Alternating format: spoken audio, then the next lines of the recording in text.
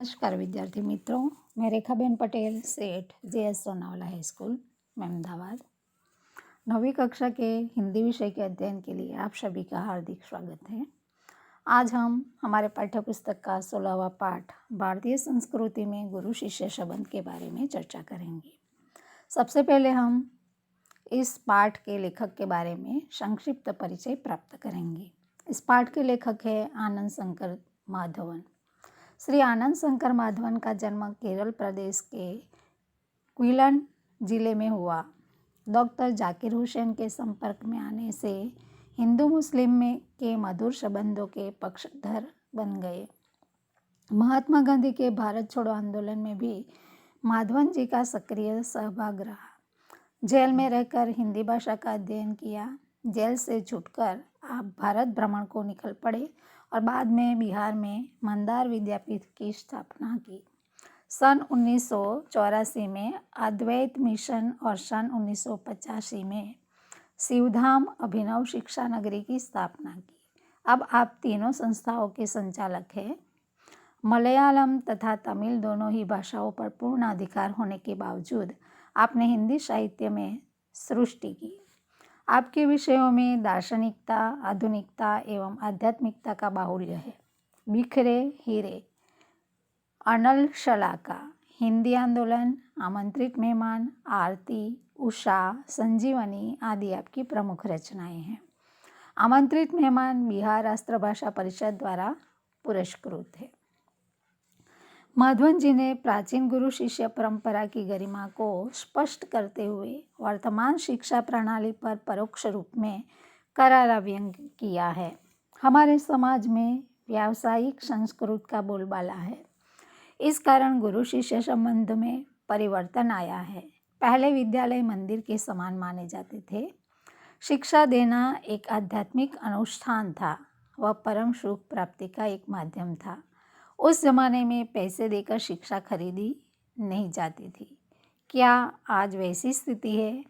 क्या आज शिक्षा के क्षेत्र में वही निष्ठा, वही त्याग नजर आता है? लेखक ने हमें अंतर्मुख होकर सोचने के लिए बाध्य किया है। तो अब हम पाठ के बारे में विस्तृत चर्चा करेंगे। तो देखिए पाठ, हमारे समाज में व्यावसायिक संस्कृति का बोलबाला है। इसी कारण गुरु शिष्य संबंधों में परिवर्तन आया है।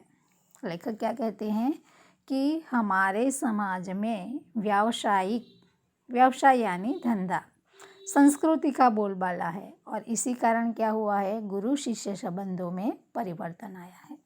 पहले विद्यालय मंदिर के समान माने जाते थे। पहले विद्यालय कैसे थे? मंदिर के समान थे। शिक्षा देना एक आध्यात्मिक अनुष्ठान था। वह परमेश्वर प्राप्ति का एक माध्यम था। पहले के ज़माने में शिक्षा देना एक आध्यात्मिक धार्मिक अनुष्ठान था और वह परमेश्वर प्राप्ति का एक माध्यम था। पैसे देकर शिक्षा खरीदी नहीं जाती थी। आज स्थिति बिल्कुल बदल गई है और अब शिक्षण कार्य पेट पालने का साधन बन गया है। आज के ज़माने में शिक्षण कार्य क्या बन गया है? पेट पालने का साधन बन गया है। जिसे भारतीय संस्कृति कहा जाना चाहिए वह आज भारतीय मानसिक क्षितिज में क्रियाशील नहीं है। क्षितिज, यहाँ पर क्षितिज शब्द है। शब्द समूह के लिए एक शब्द में यह पूछा जाता है। क्षितिज यानी जहाँ पर आकाश और पृथ्वी मिलते हुए दिखाई दे वह काल्पनिक रेखा, उसे क्षितिज कहते हैं। तो भारतीय संस्कृति जिसे कहा जाना चाहिए वह आज भारतीय मानसिक क्षितिज में क्रियाशील नहीं है। आज एक प्रकार की अव्यवस्थित व्यावसायिक संस्कृति व्याप्त है जिसकी जड़ शायद यूरोप में है। हमारे यहाँ पर आज एक प्रकार की अव्यवस्थित व्यावसायिक संस्कृति व्याप्त हो गई है, प्रचार प्रसार में आ गई है और इसकी जड़ कहाँ है? यूरोप में है। भारतीयों के सार्वजनिक व्यवहार में गुरु शिष्य संबंध का भी तदनुरूप परिवर्तन हो गया है। यहाँ गुरु वेतन भोगी नहीं होते थे और न शिष्य को ही शुल्क देना पड़ता था। भारत में पहले स्थिति कैसी थी? गुरु वेतन भोगी नहीं होते थे। गुरु को शिक्षा देने के बदले में पैसे नहीं देने पड़ते थे और न ही शिष्य को शुल्क देना पड़ता था, उसकी फीस देनी पड़ती थी। पैसे देकर विद्या खरीदने की यह क्रय विक्रय पद्धति निसंदेह उस भारतीय मिट्टी का उपज नहीं है।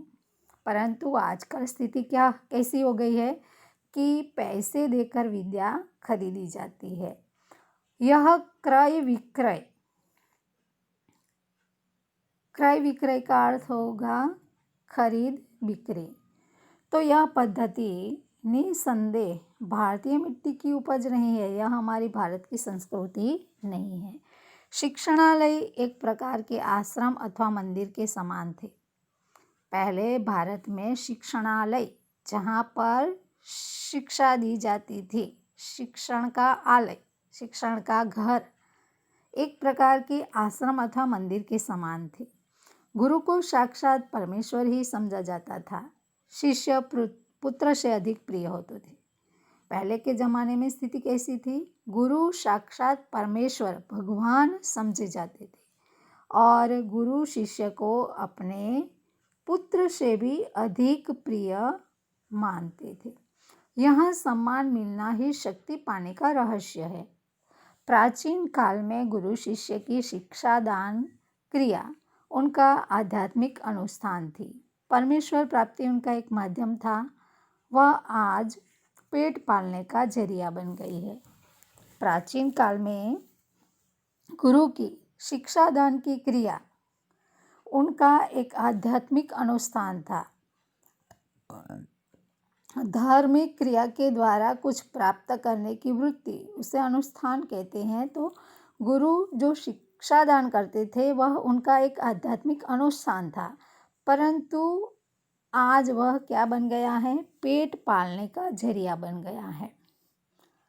पहले के ज़माने में गुरु जो शिक्षा देते थे वह उनके लिए एक परमेश्वर प्राप्ति का माध्यम था, आध्यात्मिक अनुष्ठान था, परंतु आज वही शिक्षा देने का कार्य गुरु के लिए पेट पालने का जरिया बन गई है। प्रारंभ में विवेकानंद को भारत में महत्वपूर्ण स्थान प्राप्त नहीं हुआ, पर जब उन्होंने अमेरिका में नाम कमा लिया तो भारतवासी दौड़े मालाएं लेकर स्वागत करने। स्वामी विवेकानंद जो बहुत ही ज्ञानी हमारे देश के एक नवयुवक थे, परंतु भारत में उसे महत्वपूर्ण स्थान प्राप्त नहीं हुआ। जब उन्होंने अमेरिका में नाम कमा लिया तो भारतवासी मालाएं लेकर उसका स्वागत करने दौड़े। इसी प्रकार रविंद्रनाथ ठाकुर को भी नोबेल पुरस्कार मिला तो बंगाली लोग दौड़े यह राग अलापते हुए, आमेर ठाकुर अमाडेर कठोर सुपुट। रविंद्रनाथ ठाकुर जो बंगाल के कविवर माने जाते हैं, जिन्होंने हमारे राष्ट्रगीत की रचना की, तो रविंद्रनाथ ठाकुर को जब नोबेल पुरस्कार मिला तभी बंगाली लोग उससे सम्मान देने लगे। यह राग अलापते हुए उनका सम्मान करने लगे कि अमाडेर ठाकुर अमाडेर कठोर सुपुट। दक्षिण भारत में कुछ समय तक पहले भरतनाट्यम और कथकली को नहीं पूछता था, पर जब उसे विदेशों में मान मिलने लगा तो आश्चर्य से भारतवासी सोचने लगे, अरे हमारी संस्कृति में इतनी अपूर्व चीज़ें भी पड़ी थी क्या? यहाँ के लोगों को अपनी खूबसूरती नहीं नजर आती, मगर पराये के सौंदर्य को देखकर मोहित हो जाते हैं। जिस देश में ज्ञान पाने के लिए मैक्स मुलर ने जीवन भर प्रार्थना की, उस देश के निवासी आज जर्मनी और विलायत जाना स्वर्ग जाने जैसा अनुभव करते हैं। ऐसे लोगों को प्राचीन गुरु शिष्य संबंध की महिमा सुनाना गधे को गणित सिखाने जैसा व्यर्थ प्रयास ही हो सकता है। लेखक क्या कहते हैं कि बड़े बड़े महान व्यक्ति हमारे देश के हैं, उन्हें पहले हमारे देश में कोई मान सम्मान नहीं मिला, परंतु विदेश के लोगों ने उन्हें सम्मान दिया। अमेरिका में जब विवेकानंद को सम्मान मिला तो हमारे भारतवासी मालाएं लेकर उसका स्वागत करने लगे। रविंद्रनाथ ठाकुर को जब नोबेल पुरस्कार मिला तो बंगाली लोग उसका स्वागत करते हुए कहने लगे कि अमाडेर ठाकुर अमाडेर कठोर सपूत। इसी प्रकार दक्षिण भारत में कुछ समय तक पहले भरतनाट्यम और कथकली को कोई पूछता नहीं था, पर विदेशों में उसे मान मिलने लगा तो भारतवासी सोचने लगे कि हमारी संस्कृति में इतनी अपूर्व चीज़ें भी पड़ी है। लेखक कहते हैं कि लोगों को अपनी खूबसूरती नज़र नहीं आती, परंतु पराये के सौंदर्य को देखकर वे मोहित हो जाते हैं। लेखक कहते हैं कि जिस देश में ज्ञान पाने के लिए मैक्स मुलर ने जीवन भर भगवान से यह प्रार्थना की थी, हमारे देश में आने के लिए मैक्स मुलर यहाँ पर आने के लिए जीवन भर भगवान से प्रार्थना करते रहे। उसी देश के नवयुवक आज क्या करते हैं कि जर्मनी और विलायत जाना स्वर्ग जाने जैसा अनुभव करते हैं।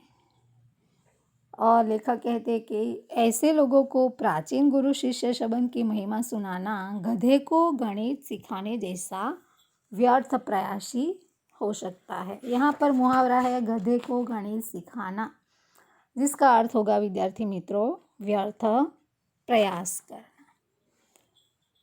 तो विद्यार्थी मित्रों, आज के वीडियो में हम इतनी ही चर्चा करते हैं। आगे के पाठ की चर्चा अगले वीडियो में करेंगे। नमस्कार।